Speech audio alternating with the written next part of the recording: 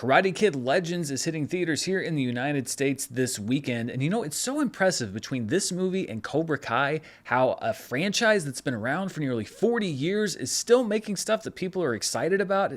Listen, I could wax on about this forever, but let's get to the review.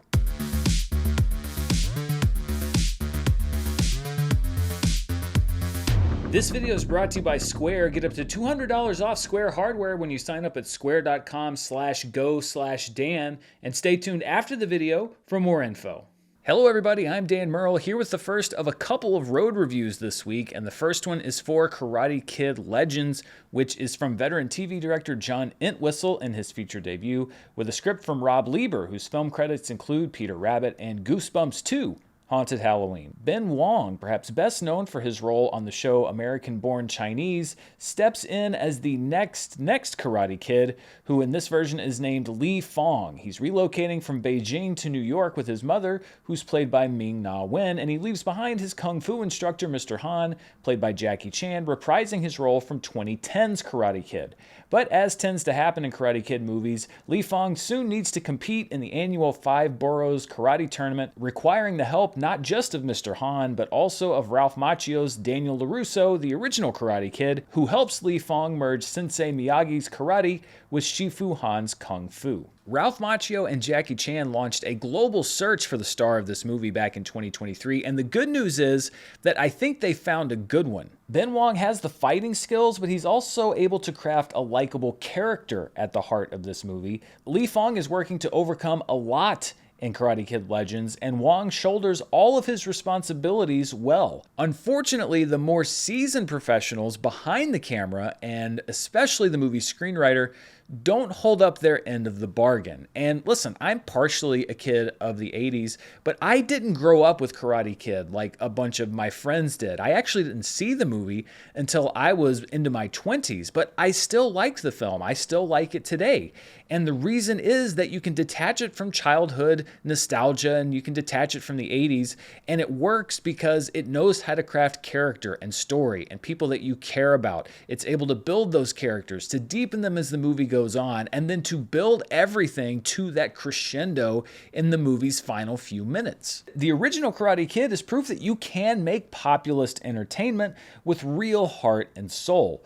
Karate Kid Legends feels like a speed run of what the writer is anticipating an audience might want in a Karate Kid movie. There's a tournament and a young lead who has to find his way in a new city, and a love interest played by Sadie Stanley, and a bully, but there are also some weird things, like a 30-minute side plot about a pizzeria owner played by Joshua Jackson who owes money to the local loan shark/dojo sensei and is trying to box his way out of debt, which honestly could have been left out completely. And the frustrating thing is that time could have been used to actually deepen the character relationships that needed it. This movie is trying so hard to hit all of its beats that it forgets to actually hit any of them. It's like a lion tamer desperately throwing meat at the lion, trying not to get eaten. That extends, unfortunately, to Daniel LaRusso, who just kind of pops in about 2/3 of the way through the movie and stands around for some training sequences. He and Li Fong share one meaningful scene together, which comes as pretty much part of a montage and which is in the trailer.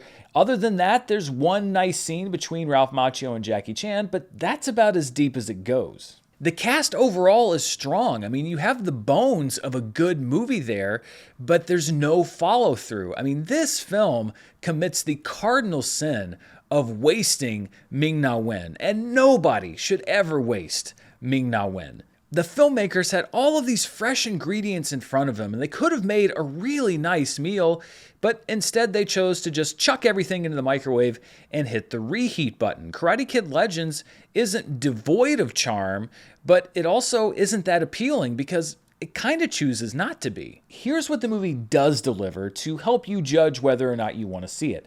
Jackie Chan and Ralph Macchio do appear on screen and are as charismatic as we know they can be. There is a Karate Kid who's likable and able to do karate, and there is a climactic tournament that, while completely devoid of real stakes and suspense, does end with a winner. If that's the bare minimum that you're looking for, then the movie does have those things. But other than that, unless you're looking for stock characters and plot cliches that you've seen 1,000 times before in and outside of the Karate Kid franchise, there really isn't much else. This is a tough movie to recommend because it is so completely unambitious and aimless. But it's also not devoid of charm. There is still a visceral thrill to a nice good versus evil fight, even if it's a pale imitation of what's been done before. And I did really like Ben Wong in the lead role. So I'm going to just edge Karate Kid Legends into its fine territory, but this is not something that I think you have to rush out and see. If anything, I think that you can stay home this weekend and watch the original Karate Kid movie again, and then watch this one when it's streaming on Netflix in a few months. And don't worry if you're worried you're going to get spoiled by this movie. I can guarantee you it is impossible to spoil this movie because you've seen each and everything in it many times before. So those are my thoughts on Karate Kid Legends. What do you think? Are you still going to head out to see it this weekend? Let me know down in the comments below. And before we go, I want to thank the sponsor for this review, Square. Once or twice a week, I meet up with my buddy at the local brewery, which is always packed. And if you've ever tried to pay at a bar, you know it can be a hassle. But there, it's always a breeze because they use Square. I pay right at the terminal at the bar, or they bring a handheld payment device right to me at the table. It keeps the drinks flowing and everybody happy. You've probably used Square and didn't even know it. All you have to do is pull out your phone and pay within seconds. And for business owners, it's invaluable because Square allows you to actually run your business instead of being stuck at the register. Square isn't just for brick and mortar businesses. You can operate online or in person across several different locations, and Square can also help track sales and inventory. I've tried helping with merch sales before without using Square, and it's a mess. With Square, you can accept all major credit cards and payment methods, including Google Pay and Apple Pay, and it does what a good service should do. It makes your life easier. If you're a new business owner or one that's looking to grow, Square has all the tools that you need and keeps up so you don't have to slow down. Get everything you need to run and grow your business right now without any long-term commitments, and why wait? Right now, you can get up to $200 off Square hardware at square.com/go/Dan. That's SQUARE.com/GO/Dan. Thanks to Square for sponsoring this review, and thank you for watching. Be sure to stay tuned right here. I've got more reviews from the road coming later this week, and of course, the latest in box office news, movie news, and everything else. Until next time, stay safe, and I'll see you then. Bye.